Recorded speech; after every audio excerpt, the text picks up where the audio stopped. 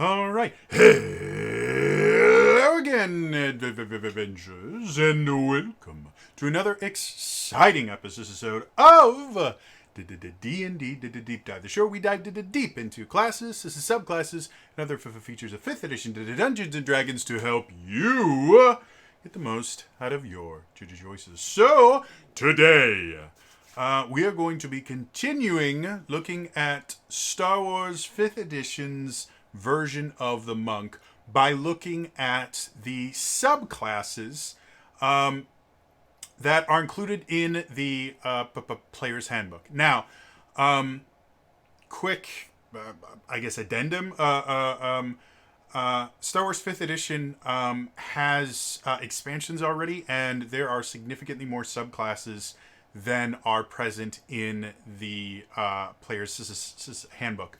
I don't know if I'm going to go into the kind of expanded universe stuff for this or not, because just going through the main classes is going to be quite an undertaking. Let me know if that's something that would interest you in the comments down below. As long as we're talking about stuff like that, please remember to like the video, subscribe to the channel, hit the bell icon to turn notifications on if you enjoy this stuff. All that stuff's really important, not only to let me know that you guys like this, but also to get other people to see it. So, that being said, reminder about Star Wars 5th edition. Star Wars 5th edition is based on the D&D 5e SRD, but it is not D&D 5th edition. This is not like a campaign setting for D&D 5th edition. This is technically its own game, in the same way that Pathfinder and D&D 3.5 are not the same game. There's a lot that's very, very similar, but they're not... You can't play them together. They're different enough that they are different systems. So one of the things that I've kind of realized, at least looking over the monk, is Star Wars 5th edition characters tend to be a little bit more powerful than D&D 5th edition characters, just in general.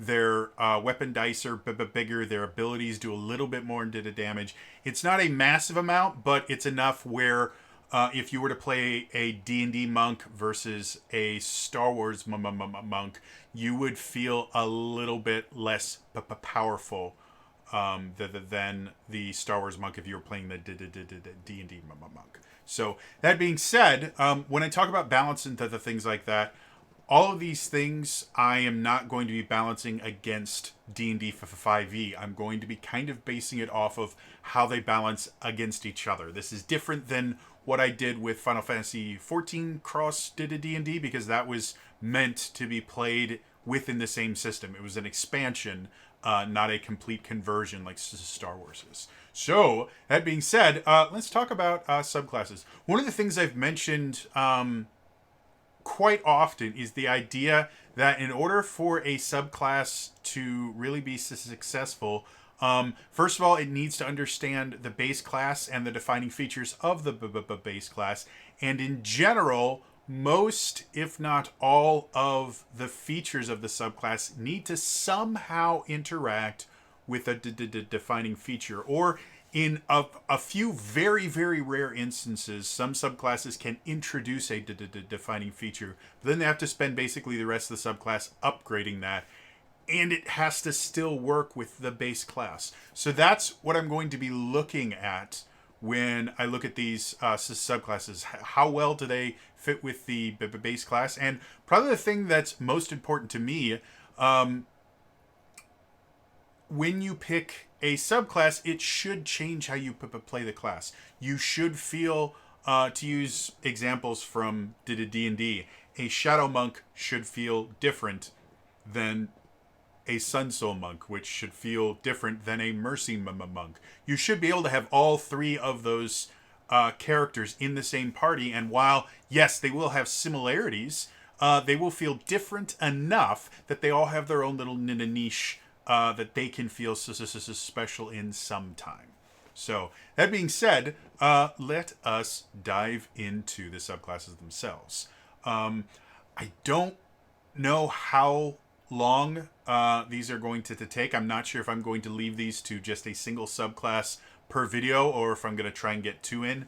It'll depend, because one of the things I've noticed is that the subclasses in Star Wars are significantly less kind of game changing than other ones, so they may not take as long. So forgive me, this first thing, I'm gonna kind of get into my swing for this and into my stride for this. So that being said, let's dive into the first of the subclasses, the Crimson Order.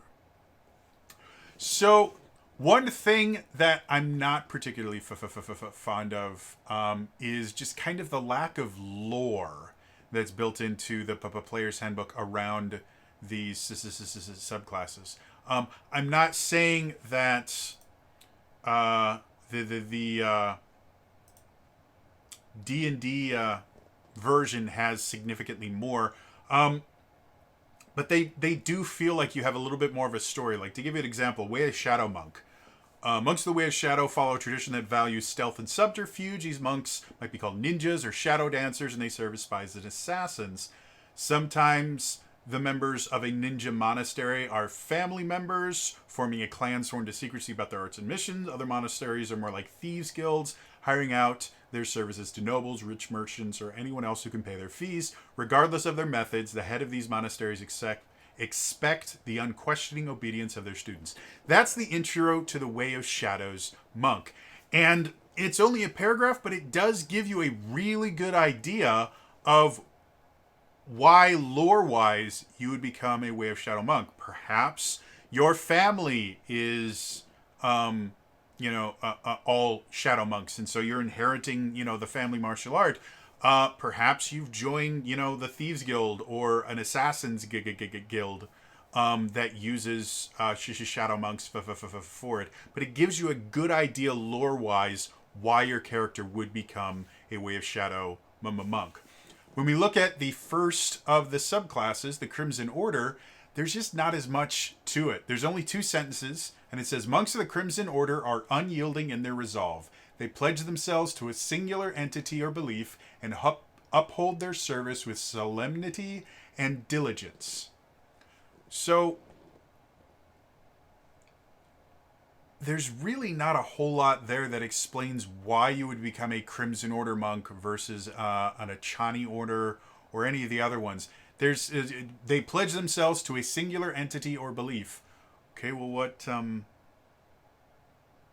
what makes that different from just being a monk in general? Again, monks in history are religious figures.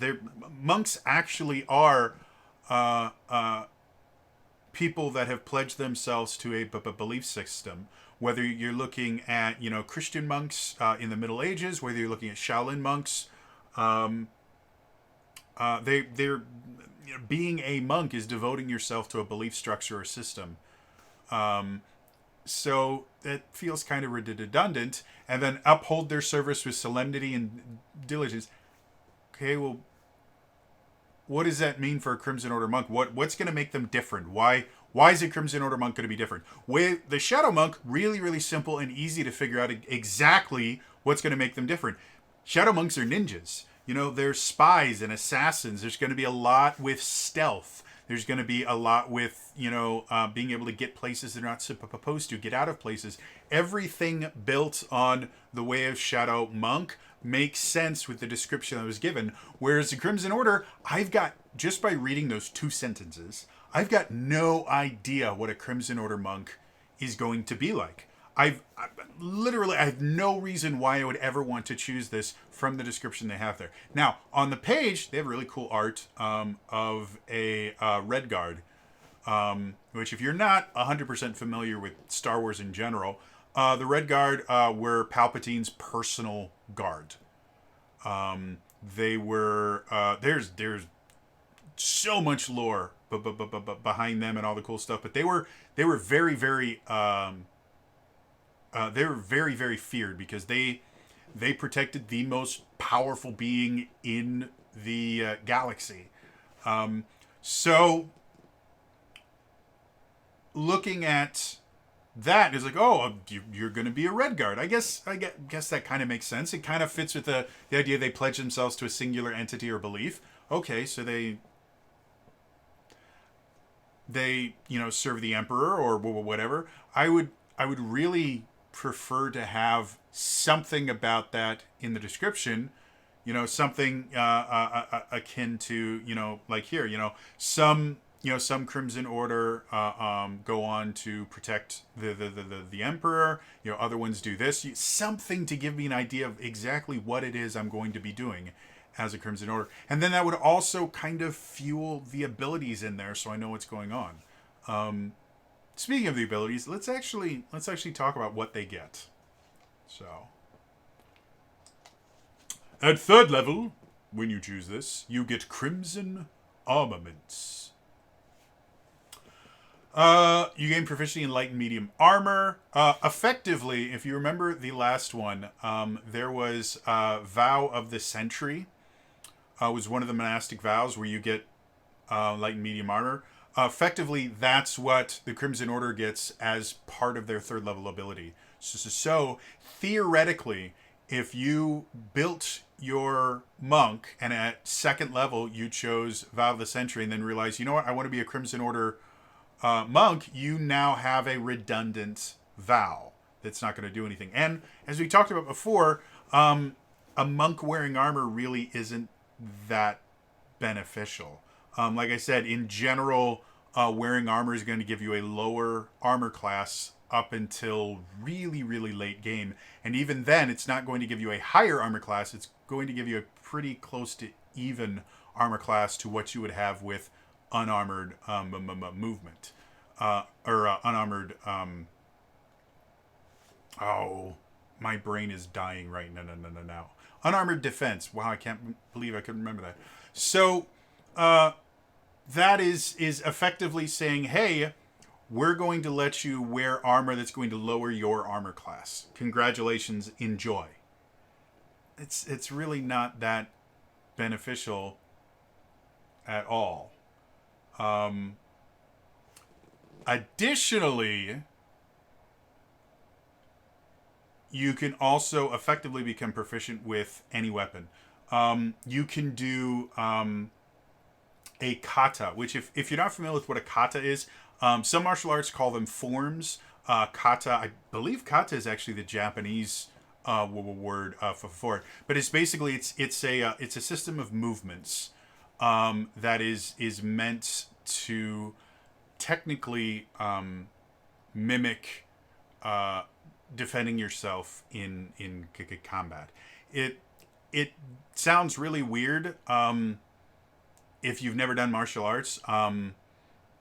As someone that did martial arts, katas were basically they were just movements that were always the same, and they were part of your testing, and it basically showed that you understood certain techniques and things like that. And not only could you reproduce them and could use them, but you could use them in you could use them very technically. One of the things that we were tested on when I did Taekwondo was whenever you do any of your forms, you would start. They would have a marker where you started on the ground, and you would move pretty far outside of this marker, but at the end of your form, you had to come back and land exactly where you started. And it was supposed to show precision and control and just how well you'd mastered it.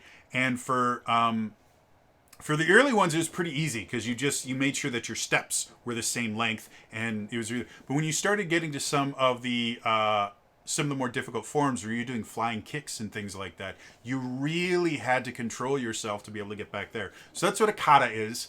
So this, you can perform a kata with a weapon of your choice. You gain proficiency in that weapon if you do not already have proficiency, and it becomes a monk weapon for you. You can only adapt to one weapon at a time, and if you attempt to adapt to another weapon, you immediately lose your proficiency with the chosen weapon. So you get proficiency in one more weapon. That's what makes the Crimson Order different, is they get to wear armor and they can be proficient technically in any weapon. And that's it. Now, if we go back to the base monk class, we start running into some issues. Unless you take something like Vow of the Versatile, you're not going to be able to use this new monk weapon very often. You'll be able to make one attack with it per turn, and then your extra attack and your flurry of blows has to be done with your fist. And I mean, that's really it. I mean, it's nice that you can use any magic item that you want. And it doesn't. Nothing in Crimson Armaments limits what weapon it can be. So you theoretically could do a ranged weapon, a light weapon, a blaster, literally any weapon in the world you could use. But so many of those are not. I mean, yeah, it's nice that it can be a monk weapon, but so many of those are just not going to work with the rest of your monk features.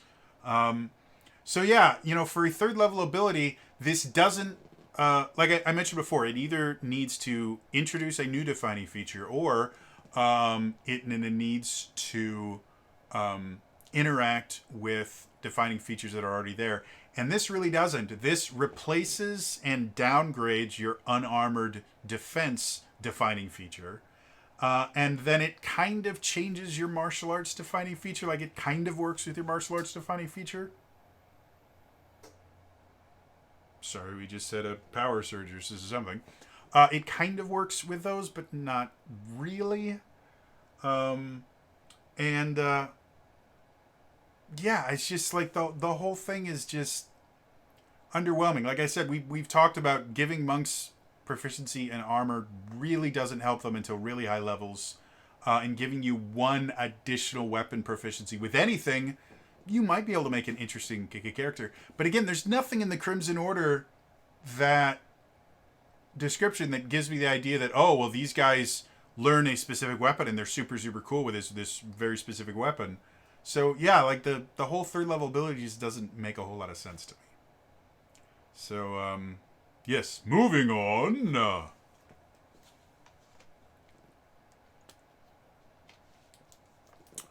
The 6th level ability, Crimson Squall. You've learned to enhance your kata. So we talked about the kata that lets you learn something, get proficiency with a weapon. Now you have an enhanced version of it. As a bonus action, while wielding a monk weapon, you can expend one focus point to cause the area within 5 feet of you to become difficult terrain for hostile creatures for a minute. This area travels with you, and affected creatures within the area cannot make opportunity attacks. At 11th level, it gets the range increases to 15. 17th level, the range increases to 30. So this is weird, to say the least. I mentioned before, difficult terrain is just not used that much in D&D 5th edition. At least not in the published adventures. I don't use it a ton. And the other DMs that I've dealt with, I don't see difficult terrain being used a lot. So having something that allows you to use difficult terrain, yeah, that's kind of cool. We've already mentioned before, monks are very bonus action focused. Like they need their bonus actions a lot. So is creating difficult terrain worth a bonus action and a focus point, which could be used for stunning strikes or flurry of blows or a lot of other things? Is it worth it? I mean, your mileage may vary. I do like the fact that it effectively means that creatures within 5 feet of you will not be able to make opportunity attacks against you.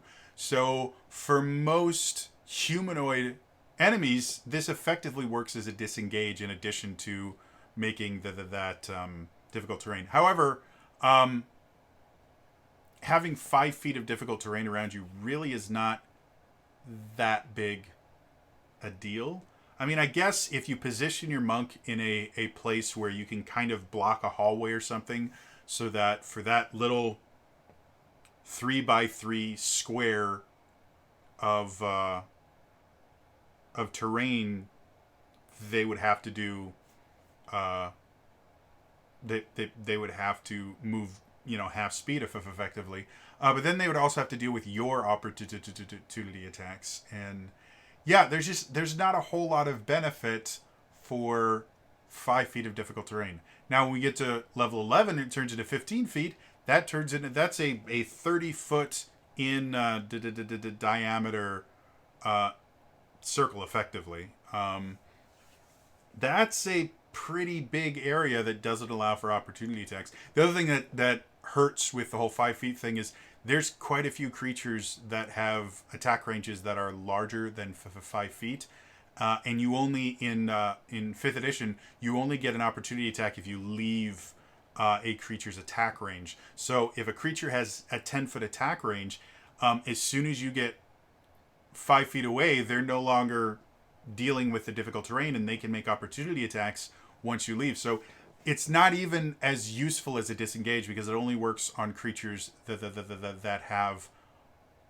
only have a 5-foot reach on their attacks, which that's a fair number. Like I said, most humanoids tend to have that, but there's a lot of creatures that have reach and even further, where that would be almost useless. When we get up to 11 level, 15 feet, that's going to cover the majority of creatures as far as opportunity attacks are concerned. And then at 17th level, once you get to 30 feet, that is a massive amount of difficult terrain. That is effectively the entire field has now become difficult terrain, which I think is kind of cool. And it's only hostile creatures. So your allies can move at full speed. All the bad guys can only move at partial speed. And none of them can make opportunity attacks. So this turns very, very quickly from something that is not really useful to no opportunity attacks in the entire battlefield. Because again, that's a 60-foot area. If it's within 30 feet of you, that's a circle that is 60 feet in diameter. Most combat is going to be contained within that area. So effectively, Crimson Squall turns from, hey, something that can be useful in certain situations, to, hey, guess what? I can cancel all opportunity attacks for the enemy. That's a really, really big deal, to the point where it almost feels broken at that point. The other thing I find is weird, it says you've learned to enhance your kata. The kata happens well before combat. So why is this... I mean, I guess they're saying that you start doing your kata in the middle of combat, but that doesn't really make a whole lot of sense, and it doesn't make a whole lot of sense that it can affect people up to 30 feet away. So everything about this, again, low-level version of it is not useful. The 11th level version of it is relatively useful, and the 17th level version of it is just broken. And it means if you have a Crimson Order monk in your party, your party never has to worry about opportunity attacks. You have literally taken out an entire aspect of combat in D&D 5th edition. And at that point, that seems incredibly broken. Now, from the idea of, again, monks are action economy controllers. I mean, that is a way to control the action economy. You get rid of everyone's default reaction ability.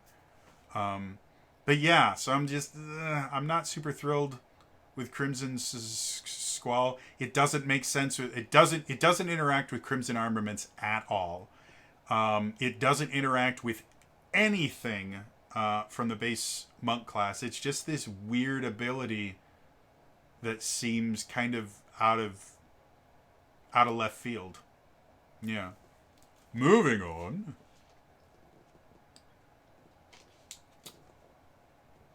The 11th level ability is Vigilant Sentinel.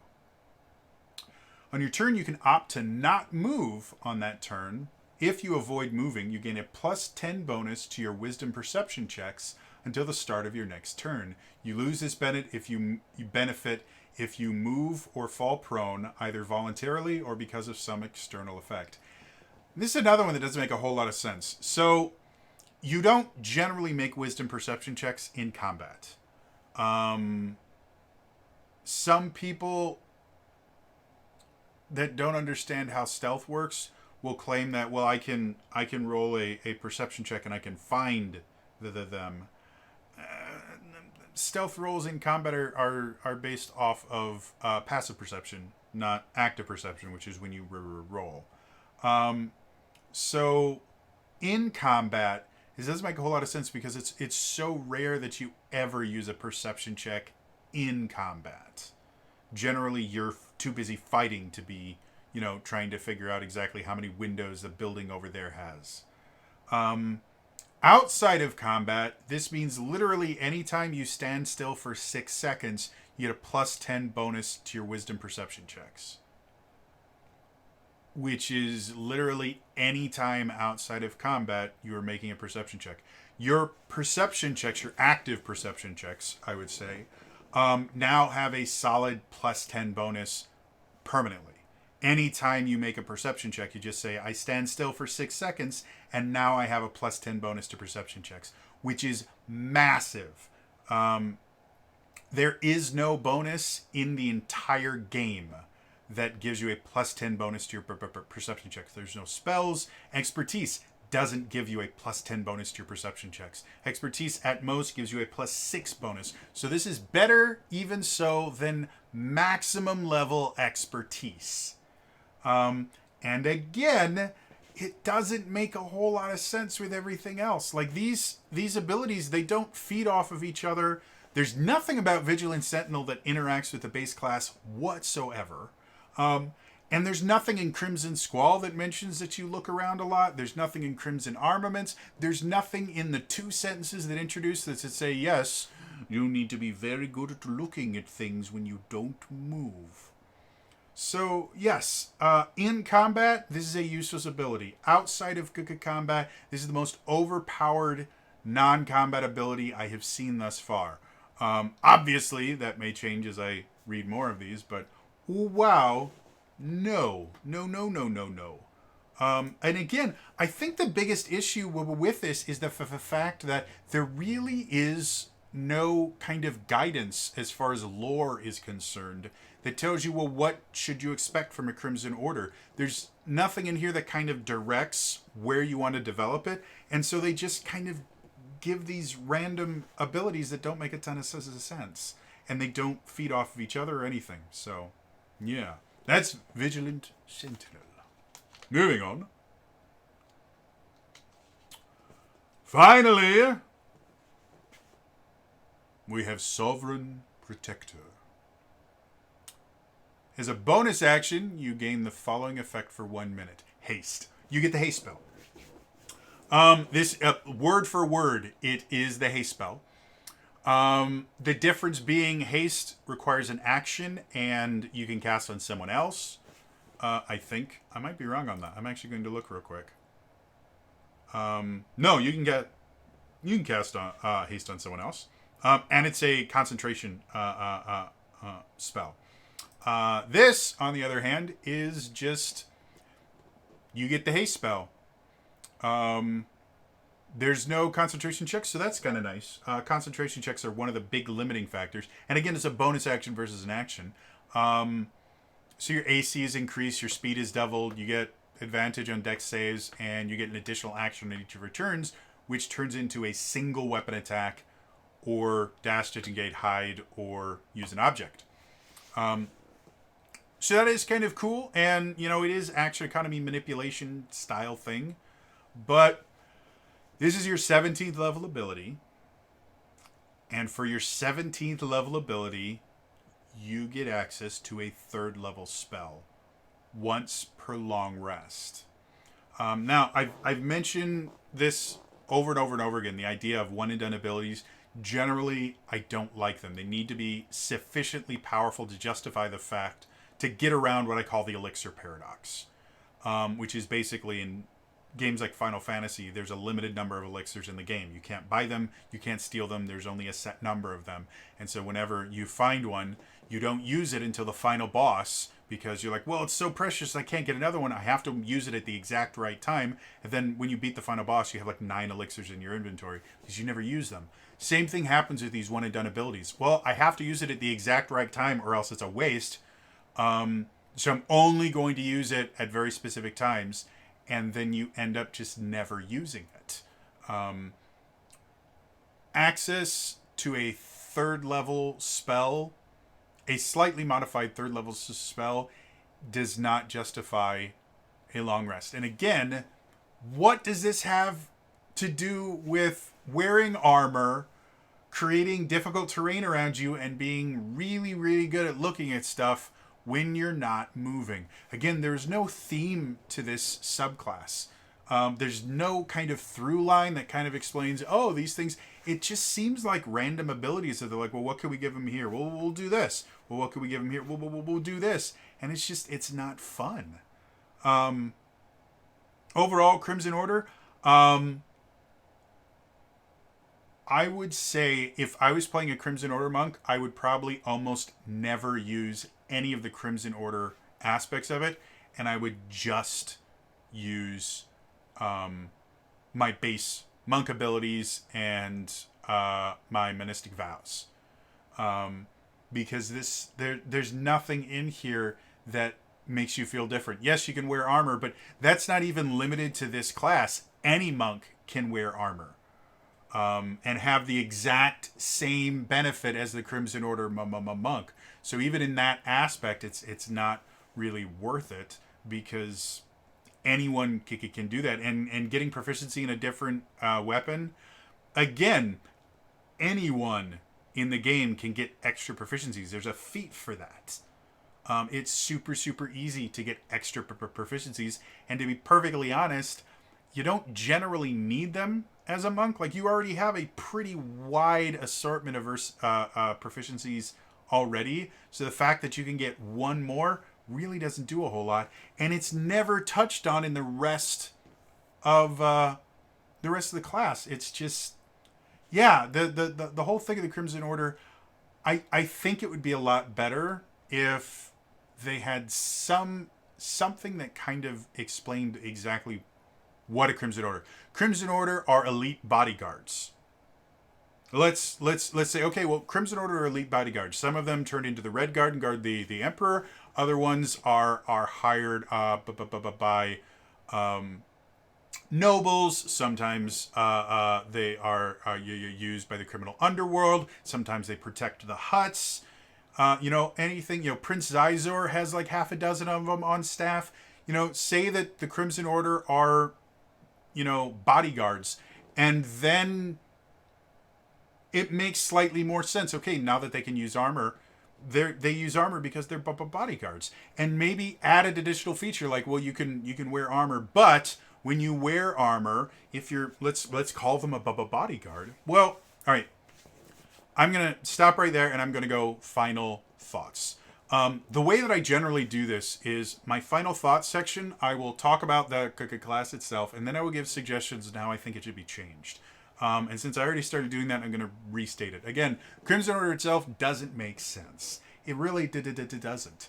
Nothing in here. There's no through line that kind of explains why you're getting these abilities. None of the abilities gel with each other. None of them reinforce each other. None of them actually interact with any of the base monk defining features. It's just this weird thing of, hey, let's just give them some random abilities and pretend that it works. What I think this should be, Crimson Order obviously is mimicking the Red Guard. So let's say the Crimson Order are bodyguards. They're an order of monk that become bodyguards. Some of them become the Red Guard, some of them work for the huts, some of them Prince Zizor, whatever you want to say. And then we start changing things for the armor. Okay, yes, we give them armor. Yeah, technically anyone can use armor. So what makes a Crimson Order different when they wear their armor? Well, when they wear armor, they can add their wisdom or charisma modifier, or they can add they can either add their wisdom modifier to any intimidation checks that they make, or they can add double their charisma modifier, basically allowing them to, because they can use charisma or wisdom as their thing, as their focus attribute. If you allow them to add their charisma modifier to their intimidation checks, they already add charisma modifier to their intimidation checks. So charisma based Crimson Order monk wouldn't get a benefit from that. But if you say you can either add your wisdom modifier to that, or you can add double your charisma modifier, that means technically you get to add that you get the same amount whether you're a wisdom or that. And so now they actually have a reason to wear armor. They use it to intimidate because they are bodyguards. The kata thing I think you can throw out.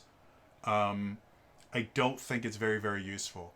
And then as we go up, we start adding additional benefits. And I would really focus on the armor aspect. Again, wearing armor as a monk is a detriment. You will always have a lower armor class until the very, very end of the game. Until you're like level 19. You will always have a lower armor class in armor than you will outside of armor. So we need to give them something to offset the fact that they're now wearing armor. The intimidation thing is kind of good. It's kind of pointless. I kind of would want something combat effective as well. Like maybe like a battle rager style thing where you can actually use your armor as part of a weapon or something. I don't know. That would be something you'd have to come up with. When you get to 6th level, adding, again, more benefits to the armor. Increase the armor class, so now it's on par with other things, or allow them to modify the armor to do certain things. That could be actually really cool. Starting at 6th level, you can choose modifications, and then as you go to higher levels, you get additional modifications. They like the whole customizability thing in here. Let's add in that customizability thing.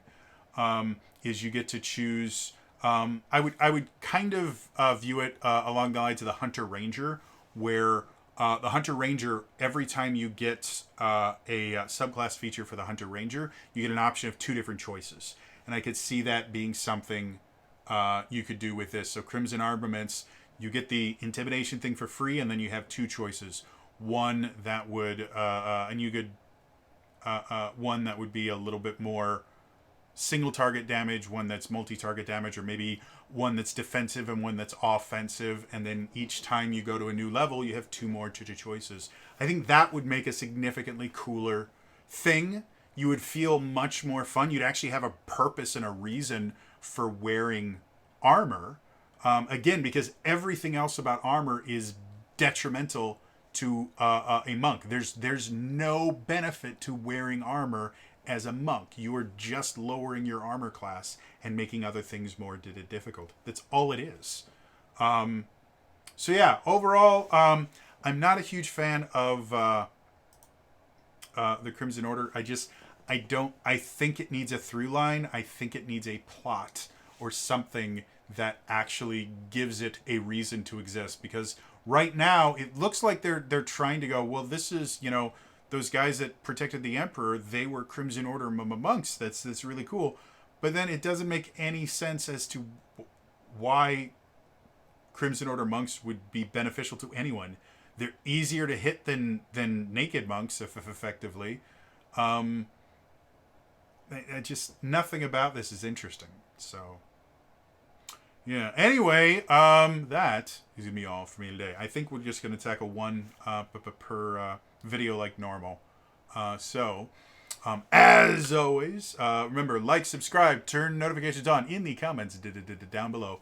What cool modifications to armor could you see for any of these? The 3rd, 6th, 11th, or 17th level of abilities. What cool choices would you give? Do you think it should be a choice between offense and defense? Should it be for Hunter Rangers? A lot of times it was single target versus multi-target types of stuff. Do you think that would be more interesting? What choices would you add to a Crimson Order monk's armor customizability? Let me know in the comments down below. Otherwise, again, that is all for me today, and I'll see you guys next time. All right, bye bye.